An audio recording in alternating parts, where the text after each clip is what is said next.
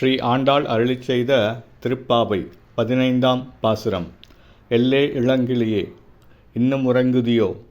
சில்லென்றழையேன்மின் நங்கைமீர் போதர்கின்றேன், வல்லையுன் கட்டுரைகள் பண்டே உன் வாயறிதும், வல்லீர்கள் நீங்களே நானேதான் ஆயிடுக, ஒல்லை நீ போதா உனக்கென்ன வேறுடையை, எல்லாரும் போந்தாரோ போந்தார் போன்றெண்ணிக்கொள், வல்லானை கொன்றானை மாற்றாரை மாற்றழிக்க வல்லானை மாயனை பாடேலோர் எம்பாவாய்.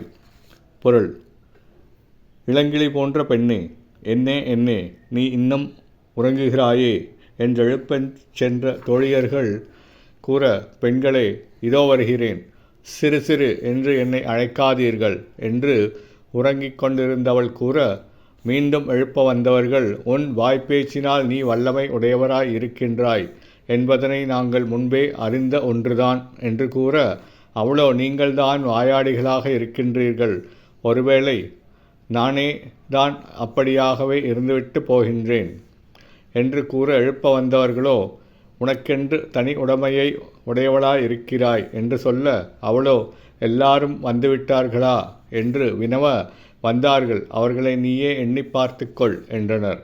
வலிய குவளையாபீடம் என்னும் யானையை கொன்றவனும் பகைவர்களை அழிக்க வல்ல ஆற்றல் பெற்றவனும் மாயவனுமாகிய ஸ்ரீ கண்ணபிரானை பாடும் பொருட்டு நீ விரைந்து எழுந்து வருக என்றனர். ஸ்ரீ ஆண்டாள் திவ்ய திருவடிகளே சரணம்.